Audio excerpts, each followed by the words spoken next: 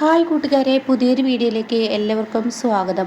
അങ്ങനെ ദേഷ്യത്തോടു കൂടി ഇനി കാര്യങ്ങൾ ചോദിച്ചറിയാനായിട്ട് അമ്പിളി രഘുവിനോട് ചോദിക്കുകയാണ്, ഈ മരുന്ന് ആർക്കാണ് നിങ്ങൾ മേടിച്ചു കൊടുത്തത്, ഇതിത്ര വിഷയമാക്കണോ എന്നൊക്കെ മാഷ് ചോദിക്കുന്നുണ്ട് കേട്ടോ. പക്ഷേ ആ സമയം മഞ്ചാടി പോകാൻ ഒരുങ്ങുകയാണ്. ഞാനിവിടെ നിന്നിട്ട് കാര്യമില്ല, ഞാൻ പോകുന്നു എന്ന് പറഞ്ഞ് മഞ്ചാടി പോകുന്നുണ്ട് കേട്ടോ. ഇതേ സമയം രഘു പറയാണ്, ഞാൻ ഈ മരുന്ന് വാങ്ങാൻ തന്നെയാണ് ഇവിടെ നിന്നും പോയത്, അല്ലാതെ ബട്ടൺസ് വാങ്ങാനൊന്നല്ല. എന്നാൽ നിങ്ങൾ എന്തിനാണ് എന്നോട് നുണ പറഞ്ഞത്, ഇത് ആർക്കാണ് നിങ്ങൾ ഈ മരുന്ന് വാങ്ങിയത്? അത് കേൾക്കുന്നതിനോടുകൂടി രഘു പതറുന്നു കേട്ടോ. അത് കേൾക്കുന്ന ചീരു പറയണേ, രഘു കേട്ടോ ആരാണെങ്കിലും തുറന്നു പറ എന്നിങ്ങനെ പറയുമ്പോൾ ഉടൻ തന്നെ പറയാണ്, അത് പിന്നെ ഞാൻ എന്ന് പറഞ്ഞിട്ട്, എന്താ നിങ്ങൾക്ക് ഞാൻ ചോദിച്ചതിന് മറുപടി പറയാൻ ഞാൻ അറിയാതെ രഹസ്യമായി നിങ്ങൾ വേറെ എന്തെങ്കിലും ചെയ്യുന്നുണ്ടോ? അത് കേട്ട ഉടനെ രഘു പറയാണ്, ഞാൻ പറയാൻ പോകുന്നത് ആദിലിൻ്റെ ഭാര്യയും കുഞ്ഞും കഷ്ടത്തിലാണ്. ആദിലിൻ്റെ കുഞ്ഞിന് സുഖമില്ലെന്ന് പറഞ്ഞ് ആദിലിൻ്റെ ഭാര്യ വിളിച്ചിരുന്നു. ആദിലിൻ്റെ ഭാര്യയ്ക്ക് വേണ്ടിയാണ് ഞാൻ ഈ മരുന്ന് വാങ്ങി കൊണ്ടു കൊടുത്തത്. അത് കേൾക്കുന്നതിനോടുകൂടി അമ്പിളി അങ്ങ് പൊട്ടിത്തെറിക്കാണ് കേട്ടോ. അപ്പം ഞാനറിയാതെ നിങ്ങൾ ആദിലിൻ്റെ ഭാര്യയുടെ അരികത്തോട്ട് പോയോ എന്ന് ചോദിക്കുമ്പോൾ, ഞാനൊരു കാര്യം പറയാം, നീ ഒന്നും മിണ്ടാതെ നിൽക്ക്. അപ്പോഴേക്കും മാഷി, എന്താ രഘു, എന്തിനാണ് നീ അമ്പിളിക്ക് ഇഷ്ടമില്ലാത്ത കാര്യങ്ങൾ ചെയ്യുന്നത്? അച്ഛ, ആദില് എന്തായാലും ഇങ്ങനെയൊരു അവസ്ഥ അവന് വന്നു. അവൻ്റെ ഭാര്യയും കുഞ്ഞും വല്ലാത്ത കഷ്ടത്തിലാണ്. അവൻ്റെ കുഞ്ഞൊരു രോഗിയാണ്. ആ കുഞ്ഞിനൊരു സുഖമില്ലാതെ കിടക്കുന്ന ഒരാളാണ്. അപ്പോൾ അതുകൊണ്ട് തന്നെ ആ കുഞ്ഞിന് മരുന്ന് വേണമെന്ന് അവൾ പറഞ്ഞു വിളിച്ചു. അപ്പോൾ ഇവളോട് പറഞ്ഞാൽ ഇവൾ എന്തായാലും അതിന് സമ്മതിക്കില്ല. അപ്പോൾ മരുന്ന് കൊണ്ടു കൊടുക്കാൻ പോയതാണ്.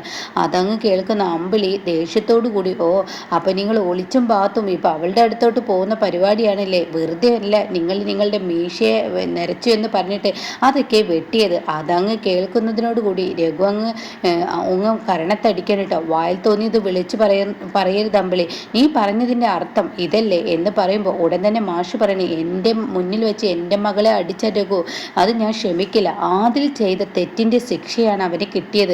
അവൻ എന്നോട് ചെയ്ത തെറ്റെന്താണ്? എൻ്റെ മകളെയും മരുമകളെയും ചെയ്യാത്ത തെറ്റിൻ്റെ പേര് തെറ്റിദ്ധരിപ്പിച്ച് അവനൊരു കഥയുണ്ടാക്കിയതിനാണ് അവന് ഈ ശിക്ഷ കിട്ടിയത് എന്ന് പറയുമ്പോൾ അമ്പിളിക്ക് ആ അടി കിട്ടിയതിൻ്റെ വേദന പോവാണ് കേട്ടോ. ഒരിക്കലും ആദിലൊരു തെറ്റ് ചെയ്തിട്ടില്ല. ഇവിടെ ഏറ്റവും വലിയ പ്രതി അമ്പിളിയാണ് ഈ തെറ്റ് ചെയ്തത് എന്ന സത്യം മനസ്സിലാക്കാൻ കേട്ടോ. ഇതോടുകൂടി ഉടൻ തന്നെ മാഷ് അത് പറഞ്ഞിട്ട്, ഇതോടുകൂടി നിർത്തിയേക്കണം ആദിലിൻ്റെ ഭാര്യയുടെ അടുത്തോട്ടുള്ള പോക്ക്. സംഭവമൊക്കെ ആദിലിൻ്റെ ഭാര്യയും കുഞ്ഞും കഷ്ടത്തിൽ തന്നെയായിരിക്കും. പക്ഷെ പലവരും ഇതുപോലെ സിമ്പതികൾ പറഞ്ഞ് കയറി വന്നാൽ, രഘു, നീ നിൻ്റെ ഭാര്യയ്ക്ക് ഇഷ്ടമില്ലാതെ ചെയ്തിട്ട് ഇവിടെ എൻ്റെ മകളെ എൻ്റെ മുന്നിലിട്ട് അടിച്ചു കഴിഞ്ഞാൽ എന്ത് തെറ്റിൻ്റെ പേരിലാണെങ്കിലും എൻ്റെ മകളുടെ അടുത്താണെങ്കിലും രഘു, നിന്നെ ഞാൻ ചോദ്യം ചെയ്യും എന്നങ്ങ് പറഞ്ഞിട്ട് അവിടെ നിന്ന് പോവുകയാണ് കേട്ടോ. ഇതേ സമയം അമ്പിളി ഇങ്ങനെ കരയാണ്. അപ്പോൾ ഉടൻ തന്നെ രഘു സങ്കടത്തോടു കൂടി നിൽക്കുമ്പോൾ ചിരു അടുത്തോട്ട് വരികയാണ് കേട്ടോ. രഘുവേട്ടാ എന്ന് ചോദിക്കുമ്പോൾ ഉടൻ തന്നെ എല്ലാം മറിഞ്ഞിട്ടും അമ്പിളി, എന്താ ചിരു ഇങ്ങനെയൊക്കെ പെരുമാറുന്നത്? സത്യത്തിൽ ആദിൽ നമ്മുടെ വണ്ടിയിൽ വെച്ച് ഇരുന്ന ആ സ്വർണം അവന് അർഹതപ്പെട്ടതല്ലേ? അവനത് എടുക്കാൻ വേണ്ടിയാണല്ലോ നമ്മുടെ വണ്ടിയിൽ അത് വെച്ചത്. എന്നാൽ അത് അമ്പിളിയുടെ കൈകളിൽ കിട്ടുകയും അവന് നേരത്തിന് സമയത്തിന് അവൻ്റെ കൈകളിൽ എത്തിക്കാത്തത് കൊണ്ട് തന്നെ അവൻ്റെ ഭാര്യ മറ്റുള്ളവർക്ക് മുന്നിൽ പിടഞ്ഞു വീഴുകയും എന്ന് തോന്നിയപ്പോഴല്ലേ അവൻ ഈ പറയുന്ന ആളെ കൊന്നത്. അപ്പോൾ അതിലെ യഥാർത്ഥ പ്രതി നമ്മൾ തന്നെയല്ലേ? അവൻ ഒരുപാട് തവണ പണം ചോദിച്ച് നമുക്ക് മുന്നിൽ വന്നു. ഇപ്പോൾ അതിൻ്റെ ഭാര്യയുടെയും കുഞ്ഞിൻ്റെയും ജീവിതം വലിയ കഷ്ടത്തിലാണ്. കുഞ്ഞാണെങ്കിലോ ഒരു അസുഖം പിടിച്ച ഫിക്സ് വന്ന് അങ്ങനെ എന്തൊക്കെയോ സംസാരിക്കാൻ വയ്യാത്തൊരു കുഞ്ഞാണ്. ആ കുഞ്ഞിന് മരുന്ന് കൊടുത്തതാണോ ഇത്ര വലിയ തെറ്റ് എന്നൊക്കെ പറഞ്ഞിട്ട് രഘു അവിടെ നിന്ന് പോവാണ് കേട്ടോ.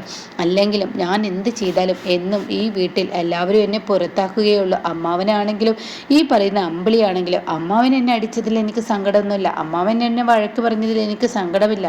പക്ഷെ എല്ലാം മറിഞ്ഞിട്ടും അമ്പിളി എന്താ ഇങ്ങനെ പോകുന്നു എന്ന് പറഞ്ഞിട്ട് അവിടെ നിന്നും പോവുകയാണ് കേട്ടോ. എന്നാൽ ഈ സമയം സുശീലയാണെങ്കിലും അനുപമയ്ക്ക് വേണ്ടി നാട്ടിലിങ്ങനെ നടന്ന് ഇങ്ങനെ വല്ലാതെ കഷ്ടപ്പെടുകയാണ്. എൻ്റെ മരുമകളെ അനുപമയാണ് കേട്ടോ ഇപ്രാവശ്യം ഇലക്ഷന് നിൽക്കുന്നത്, എല്ലാവരും വോട്ട് ചെയ്യണം കേട്ടോ എന്നൊക്കെ നാട്ടുകാരോട് മുഴുവൻ പറഞ്ഞു തുടങ്ങുകയാണ്. പക്ഷേ ഇത് ഇന്ദ്രൻ കാണാണ്. അങ്ങനെ സുശീലയുടെ ഈ പ്രവൃത്തി അത്ര അങ്ങ് വല്ലാത്ത സുഖം തോന്നുന്നില്ല.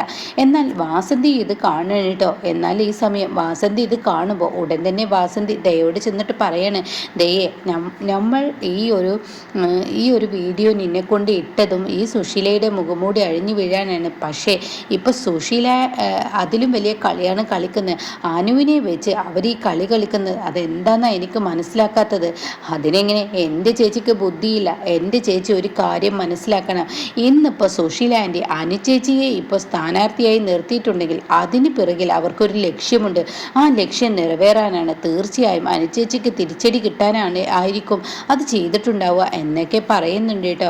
ഇതേ സമയം ഇപ്പുറത്ത് ഇങ്ങനെ മോളെ നിനക്ക് വേണ്ടിയിട്ട് ഞാൻ എല്ലാവരോടും വോട്ട് ചോദിക്കുന്നുണ്ട്.